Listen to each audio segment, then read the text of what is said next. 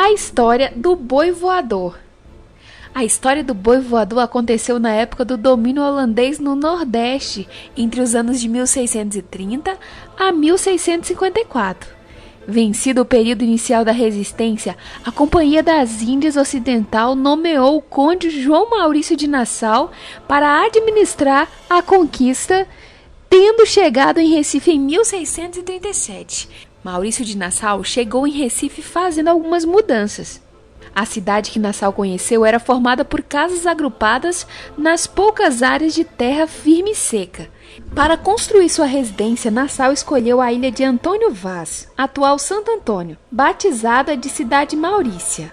Passo seguinte era construir uma ponte que desse acesso a pé a Recife. Como foi a construção da ponte? Nassau contratou o português Manuel da Costa para construir um poderoso pilar de pedra na parte mais funda do rio. Em 1641, a construção da ponte foi acertada com o engenheiro judeu Baltazar da Fonseca, que estimou 2 anos para que fosse construída essa obra.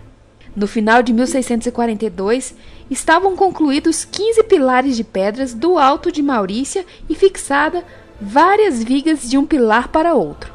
No ano seguinte, a obra foi suspensa por dificuldades na execução do trabalho. Em carta datada de 24 de outubro de 1643, as autoridades de Amsterdã questionaram Nassau sobre o atraso na obra e até duvidaram que ela fosse possível acontecer. Tal provocação mexeu com Nassau, que decidiu tomar a frente da empresa utilizando-se para isso de seus próprios recursos.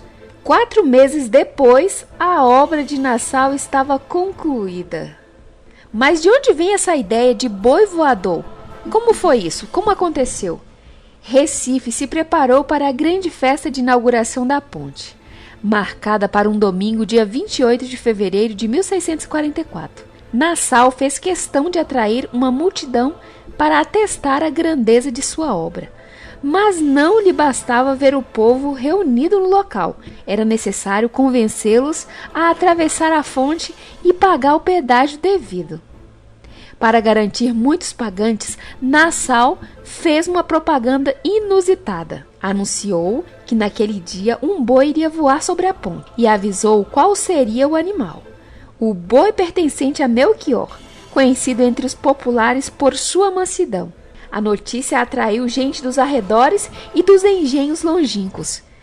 Seria possível um boi voar? O boi de Melchior nem parecia um boi.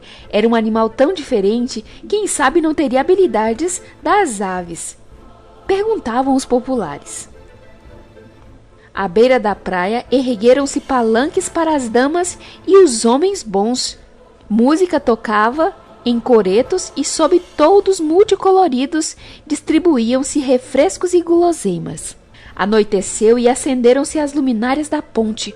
O voo do boi era o último programa marcado para as 10 horas da noite. Finalmente, Melchior e seu boi surgiram. Entraram em um sobrado, subiram as escadas, reaparecendo lá em cima, na janela mais alta. Em seguida, retornaram para dentro e a multidão de olhos fixos na janela viu então surgir um boi, que lentamente foi saindo para fora da janela e flutuando no ar. Passou sobre a cabeça das pessoas e todas elas ficaram estarrecidas. Mas logo todos compreenderam o truque. Era um boi empalhado, suspenso por cordas e movido por um sistema de rodanas. A festa acabou em gargalhadas e foi um grande sucesso, rendendo só naquele dia 1.800 florins de pedágio, conforme conta Frei Manuel Calado. A ponte construída por Nassau, chamada de Ponte de Recife, ela era muito mais extensa do que hoje se vê. Foi a primeira ponte de madeira sobre o rio Capiberibe e a primeira de grande porte no Brasil. Possui uma parte levadiça para permitir a passagem de embarcações. Um feito notável da engenharia para a época.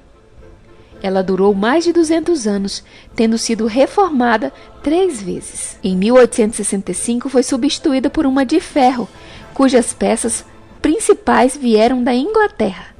Batizada com o nome Ponte 7 de Setembro, ela teve vida curta. Em 1917, a ponte foi reconstruída, dessa vez de concreto armado, recebendo o nome merecido, nome Ponte Maurício de Nassau. Esse é um pequeno resumo sobre a Ponte de Nassau e sobre o boi voador. Se você gostou do vídeo, deixa aqui o seu like e, claro, comente e se inscreva.